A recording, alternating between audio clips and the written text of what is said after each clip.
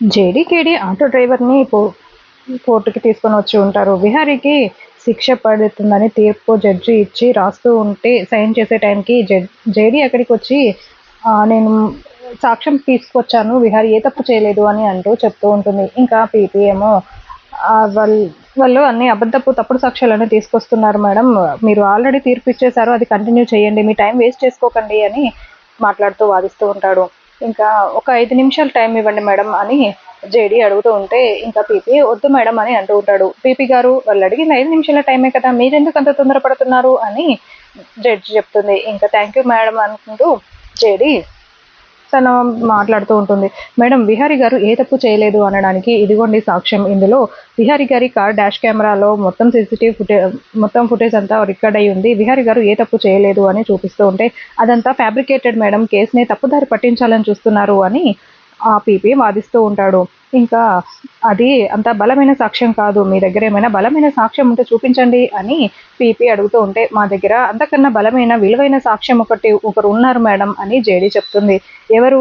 ఆ సిరీనా? ఆటో డ్రైవరా? ఆ చనిపోయిన సిరిని తీసుకొచ్చారా ఏంటి అని పీపీ జోక్గా వెటకరంగా మాట్లాడుతూ ఉంటాడు.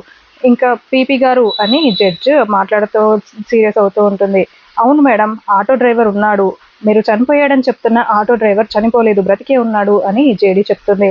ఇంకా అప్పుడే అంజీ అని పిలవడంతో ఆటో డ్రైవర్ బోన్లోకి వచ్చి మాట్లాడతాడు. జరిగిందంతా ఏంటో చెప్పేసేయని చెప్పడంతో ఇంకా అంజీ జరిగిన విషయం మొత్తం చెప్తాడు. అక్కడ ఆటోకి యాక్సిడెంట్ అయి లోయలో పడిపోయినప్పుడు నేను ఒకవైపు సిరి ఒకవైపు దూకేశాం మేడం, నాకు దెబ్బలు తగిలి నేను లేవలేని సిచ్యువేషన్లో ఉన్నాను, ఆటో మొత్తం తగలబడిపోయింది. అప్పుడే కొంతమంది వ్యక్తులు వచ్చి నన్ను అక్కడ 2 డెడ్ బాడీలు వేసి నన్ను తీసుకొని వెళ్ళిపోయారు అని చెప్తూ ఉంటే అక్కడ జరిగిన సిచ్యువేషన్ మనకి చూపిస్తూ ఉంటారు. ఇంకా అలా ఆటో డ్రైవర్ ఒక పక్కగా పడిపోవడంతో అప్పుడే రౌడీలు అక్కడికి వచ్చి శకుంతలకి ఫోన్ చేశారు. మేడం, ఈ ఆటో డ్రైవర్ ఇంకా బ్రతికే ఉన్నాడు అని చెప్పడంతో వాణ్ణి కూడా తీసుకుని వెళ్ళి ఆ ఆటోలో వేసేయండి, వాడు తగలడిపోతాడు అని శకుంతల చెప్తుంది. మేడం, ఆల్రెడీ 2 డెడ్ బాడీలను తీసుకొచ్చి అక్కడ వేశాం కదా, మళ్ళీ 3వ డెడ్ బాడీ దొరికితే అందరికీ డౌట్ వస్తుంది అని చెప్పడంతో సరే నేను చెప్పినట్టు చేయండి అని ఆటో డ్రైవర్ని అక్కడ నుంచి తీసుకొని వెళ్ళిపోతారు. ఇంకా అలా వాళ్ళు మాట్లాడుకున్నది చూపిస్తూ ఉంటారు. అంటే నువ్వు చెప్తున్న దాని ప్రకారం సిరి కూడా ఎక్కడో చోట బ్రతికే ఉండుంటుందా అని జేడీ అడుగుతుంది.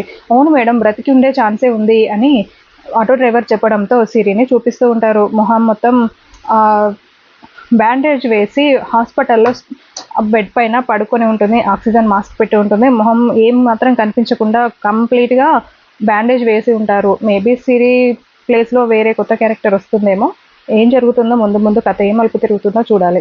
అలా చూపిస్తూ ఉంటారు. ఆ తర్వాత జడ్జ్ అన్ని వివరాలు తెలుసుకొని ఇంకా అలా మాట్లాడిన తర్వాత విహారీ గారు, అంతేకాదు మేడం, విహారీ గారికి సిరికి అంటగట్టిన అక్రమ సంబంధం కూడా అబద్ధం అని మీరు ఆ విషయం తెలుసుకోవాలి అనుకుంటే కావాలంటే విహారీ గారి ఆఫీస్లో పనిచేసే వాళ్ళని మాట్లాడండి మేడం అని చెప్పడంతో విహారీ ఆఫీస్లో పనిచేసే వ్యక్తులు 2-3 వచ్చి అవును మేడం, విహారీ గారు చాలా మంచివారు, చాలా మంచి ఆయన దేవుడు అని చెప్తూ ఉంటారు. నేను మిమ్మల్ని కొన్ని క్వశ్చన్స్ అడగాలి అని జేడీ అడుగుతుంది. మీరు ఎప్పుడైనా సిరి మీ ఆఫీస్కి రావడం మీరు చూసారా అని అంటూ ఉంటే లేదు మేడం, తను వచ్చింది వెళ్ళింది కానీ మేము ఎప్పుడూ చూడలేదు, తనతో అంత పరిచయం లేదు అని చెప్తూ ఉంటారు.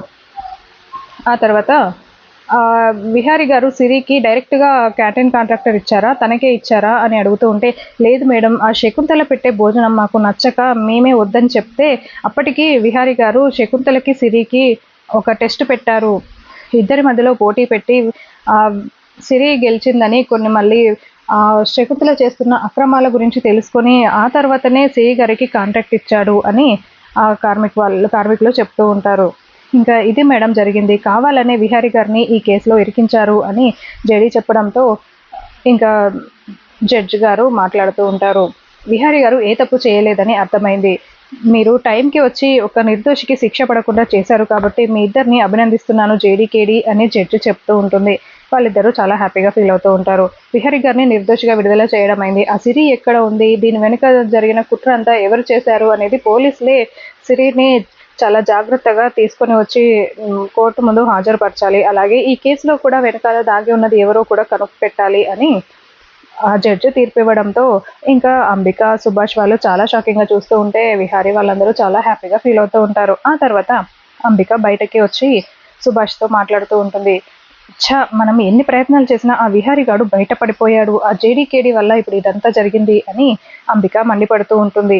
మనమే ఆ 2 డెడ్ బాడీలని అక్కడ వేసి ఆ సిరి చనిపోయింది. ఆ కేసులో ఎలాగైనా విహార్‌ని ఇరికించాలి అని చెప్పి అంతా ఫ్యాబ్రికేట్ చేసి డీఎన్ఏ టెస్ట్‌లు కూడా డబ్బులిచ్చి మనం మేనేజ్ చేసాం. అయినా కూడా ఇలా జరిగింది అని అంబిక మండిపడుతూ ఉంటుంది.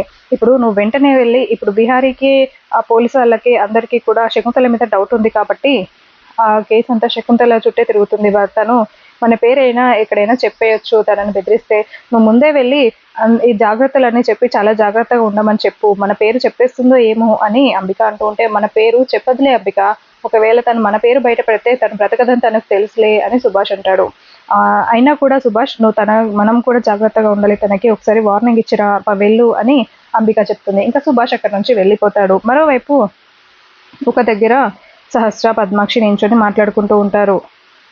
అప్పుడే అంబిక ఇదంతా వింటూ ఉంటుంది. ఏంటమ్మా మన లాయర్ ఎందుకు రాలేదు? చివరి టైంలో ఆ జేడీకేడీ వాళ్ళు వచ్చి బావని కాపాడారు. లేదంటే ఏం జరిగేదో ఏమో అని సహస్ర అంటూ ఉంటుంది. ఏమోనే ఇంతవరకు నాకు కాల్ కూడా చేయలేదు అని పద్మాక్షి అనుకుంటూ ఉంటుంది.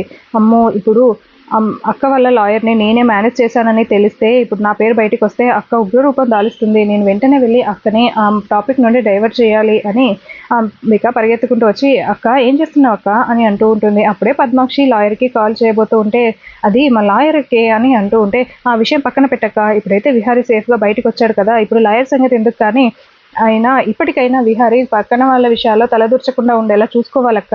సహస్ర నువ్వే చూసుకోవాలి. మేము కొంతవరకు మాత్రమే ట్రై చేయగలం. నువ్వు విహారీ భార్యవి. వాడిని జాగ్రత్తగా ఉండేలాగా నువ్వే వాడిని మార్చుకోవాలి అని అంబిక చెప్తూ ఉంటే, అవునే మీ పిన్ని చెప్పేది కూడా కరెక్టే అని పద్మాక్షి కూడా అంటూ ఉంటుంది.